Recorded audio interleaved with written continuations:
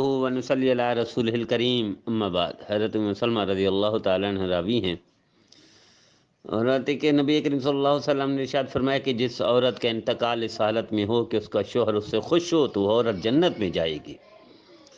سبحان اللہ۔ اس حدیث سے معلوم ہوا کہ شوہر کی رضا اور خوشنودی جنت میں جانے کا سب سے بڑا ذریعہ ہے، لہذا شوہر کو ناراض رکھنا، بات بات پر اختلاف اور جھگڑا کرنا، ان سے شاکی رہنا، مال یا دیگر سلسلے میں اسے پریشان کرنا، ان کی خوشی اور ناخوشی کی پرواہ نہ کرنا، یہ سب اچھی باتیں نہیں ہیں، یہ سب ناپسندیدہ باتیں ہیں، اللہ کے رسول کو سخت ناپسند ہے۔ جنتی عورت کا یہ مزاج اور شیوا ہی نہ ہے ہی نہیں جو تنگ کرے، پریشان کرے، جھگڑا کرے، بات بات پر اونچی آواز اٹھے۔ بہت سی عورتوں کو دیکھا گیا کہ شوہر بوڑھے اور ضعیف اور بیمار ہو جاتے ہیں تو ان کی پرواہ نہیں کرتی، ان کی خدمت کے لیے کوئی وہ نہیں کرتی، کوشش ہی نہیں کرتی۔ ضعف اور بیماری کی وجہ سے بھی ان کی خدمت اور کھانے پینے میں وقت کے لحاظ سے ضرورت کا خیال رکھنا یہ جنتی عورت کی نشانی ہے، لیکن بعض عورتیں ہاتھ کھینچ لیتی ہیں۔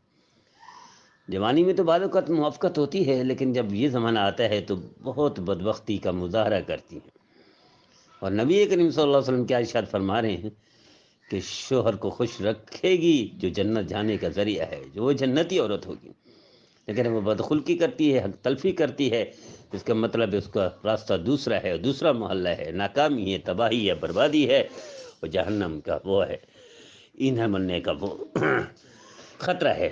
تو آئیے طے کر لیجئے، آج کے بعد ہم نے معاشرے میں تربیت نہیں کی، ہم نے اصلاح کی نہیں کی۔ بحثیت والد بچی کو بتاتے نہیں ہیں، بحثیت والدہ بھی بچی کی تربیت نہیں کرتے، بحثیت بڑا بھائی بھی نہیں بتاتے، تو پھر کون تربیت کرے گا؟ کیا میڈیا والے تربیت کریں گے؟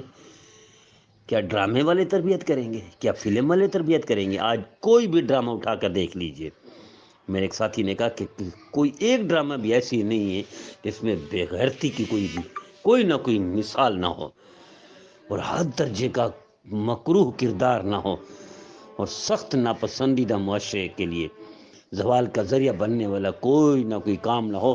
وہ نہ فلم مکمل ہوتی ہے نہ ڈرامہ مکمل ہوتا ہے۔ ہماری بچیاں یہی ڈرامے دیکھتی ہیں، یہی فلمیں دیکھتی ہیں، یا وہ پڑھتی ہیں، رسالے بھی پڑھتی ہیں، تو ایسے رسالے پڑھتی ہیں جو نافرمانی پر مبنی ہیں، جو اسی طرح کے ہیں کہ شوہر کی نافرمانی کرنی ہے۔ اور آج کل تو ویسے ہی عورتوں کے لیے بہت سارے راستے کھل گئے کہ کھانا میں نے نہیں بنانا، بستر میں نے نہیں کرنا، جوتے صاف میں کے نہیں، پتہ نہیں کیا کیا نعرے لگا رہی ہیں۔ تو آئیے طے کر لیجئے، آج کے بعد اللہ کے رسول کی فرما برداری کو ترجیح دینی ہے، اسی کی اصلاح کرنی ہے، اسی کی تربیت کرنی ہے۔ مجھے امید ہے میرے بھائی میرے بہنیں اس پیغام میں خود بھی شامل ہوں گے، دوسروں کو بھی شامل کریں گے، خود بھی سنیں گے، دوسروں کو بھی سنائیں گے، خود بھی عمل کریں گے، دوسروں کو بھی کھلائیں گے۔